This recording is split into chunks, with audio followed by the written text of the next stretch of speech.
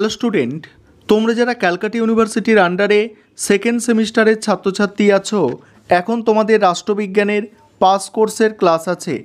আজকের ক্লাসে তোমাদের 15 নম্বরের একটি গুরুত্বপূর্ণ বড় প্রশ্নের উত্তর নিয়ে আলোচনা করব।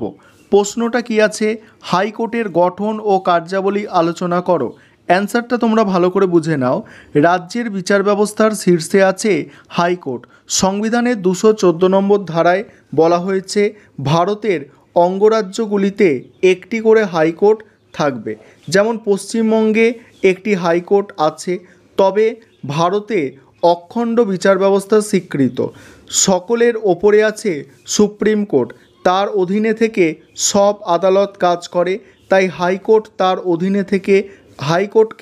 তার অধীনে থেকে কাজ করতে হয়। এবারে আছে দেখো হাইকোর্টের গঠন। সেখানে কি বলা হচ্ছে দেখো, একজন প্রধান বিচারপতি ও কয়েকজন বিচারপতিকে নিয়ে হাইকোর্ট গঠিত হয়। কতজন বিচারপতি থাকবেন তা রাষ্ট্রপতি ঠিক করবেন। রাষ্ট্রপতি এদের নিয়োগ করবেন। তবে প্রধান বিচারপতির ক্ষেত্রে রাষ্ট্রপতি সুপ্রিম কোর্টের প্রধান বিচারপতি ও রাজ্যপালের সঙ্গে এবং অন্যান্য বিচারপতির ক্ষেত্রে হাইকোর্টের প্রধান বিচারপতির সঙ্গে আলোচনা করে নেন। তারপরে দেখো বিচারপতিদের যোগ্যতা।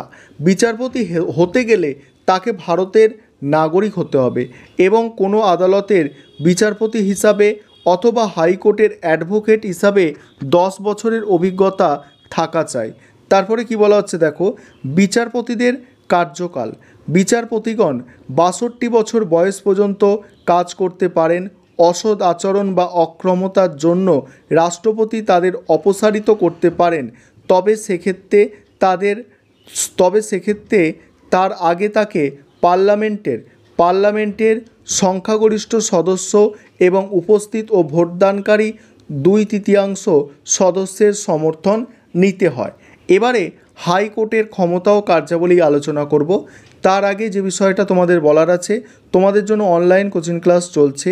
তোমরা যদি কেউ অ্যাডমিশান নিতে ইচ্ছুক থাকো, এই নম্বরে যোগাযোগ করতে পারো 9123005218। এই নম্বরে তোমরা যোগাযোগ করে অ্যাডমিশান নিতে পারো। আমাদের সপ্তাহে 2 দিন করে ক্লাস হয়ে থাকে এবং পার মান্থ 200 টাকা করে ফিস নেওয়া হয়। সেক্ষেত্রে সমস্ত স্টাডি মেটেরিয়াল অর্থাৎ PDF নোটস দেওয়া হয়ে থাকে। তারপরের পয়েন্ট কী ছিল? ক্ষমতা ও কার্যাবলী। ক্ষমতা ও কার্যাবলীর ক্ষেত্রে কি বলা হচ্ছে? প্রথমে বলা হচ্ছে মূল এলাকা। কলকাতা, মুম্বাই ও মাদ্রাসের হাইকোর্টের মূল দেওয়ানি মামলার বিচারের ক্ষমতা আছে, অর্থাৎ মূল এলাকা আছে, তবে সেটা কোন কোন ক্ষেত্রে? সেটা দেওয়ানি ক্ষেত্রে। দেওয়ানি মানে জায়গা জমি সংক্রান্ত মামলার বিচার একদম ডাইরেক্ট হাইকোর্টে করা যায়, কলকাতা, মুম্বাই, মাদ্রাস হাইকোর্টে। অন্যান্য হাইকোর্টের এই ক্ষমতা নেই। তারপর হচ্ছে আপিল এলাকা। হাইকোর্ট হলো রাজ্যের সর্বোচ্চ আপিল আদালত। দেওয়ানি ও ফৌজদারি ক্ষেত্রে জেলা আদালতের রায়ের বিরুদ্ধে হাইকোর্টে আপিল করা যায়। তারপরে আছে দেখো লেখজারি ক্ষমতা। হাইকোর্ট রাজ্যের নাগরিকদের মৌলিক অধিকার রক্ষার দায়িত্ব পালন করে। সংবিধানের 226 নম্বর ধারা অনুসারে হাইকোর্ট রাজ্যের নাগরিকদের মৌলিক অধিকার রক্ষার জন্য সুপ্রিম কোর্টের মতো বিভিন্ন ধরনের নির্দেশ ও লেখ জারি করতে পারে।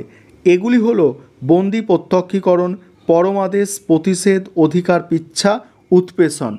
শুধু মৌলিক অধিকার নয়, যে কোনো আইনগত অধিকার রক্ষার জন্য এই নির্দেশ জারি করতে পারে। সুপ্রিম কোর্টের এই ক্ষমতা নেই, তবে জরুরি অবস্থা ঘোষিত হলে হাইকোর্টের এই ক্ষমতা কমে যায়। তারপরে কি বলা হচ্ছে দেখো, অন্যান্য ক্ষমতা। হাইকোর্ট যদি মনে করে নিম্ন আদালতে কোনো মামলার সঙ্গে সংবিধানের ব্যাখ্যার প্রশ্ন জড়িত, তখন সেই মামলা নিজের হাতে তুলে নিতে পারে। এছাড়া এই কোর্ট আদালত অবমাননার জন্য দোষী ব্যক্তিকে শাস্তি দিতে পারে।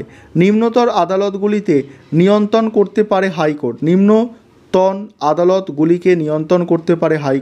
নিম্নতন আদালতগুলিতে কর্মচারীদের নিয়োগ, পদোন্নতি প্রভৃতি ক্ষেত্রে রাজ্যপাল হাইকোর্টের পরামর্শ গ্রহণ করে থাকেন।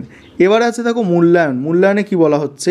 রাজ্যের হাইকোর্টের অনেক ক্ষমতা দেওয়া হলেও একথা স্বীকার করতেই হবে হাইকোর্টগুলিকে সুপ্রিম কোর্টের অধীনে থেকে কাজ করতে হয়।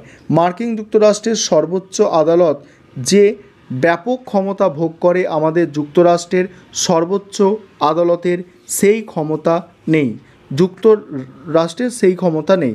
কারণ হাইকোর্টের বিচারপতিদের নিয়োগ ও পদোন্নতির ক্ষেত্রে কেন্দ্র সিদ্ধান্ত গ্রহণ করে। বিশেষ করে জরুরি অবস্থা ঘোষিত হলে হাইকোর্ট কার্যত পঙ্গু হয়ে যায়। এই ব্যবস্থা গণতন্ত্র ও যুক্তরাষ্ট্রের আদর্শের বিরোধী বলে অনেকে মনে করেন। তথাপি এর কথা স্বীকার করতেই হবে, হাইকোর্ট ন্যায় বিচার ও মানবাধিকার রক্ষার ক্ষেত্রে উল্লেখযোগ্য ভূমিকা গ্রহণ করেছে।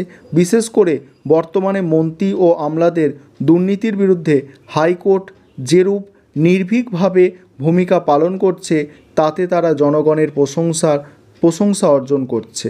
এই ছিল তোমাদের আজকের ক্লাস।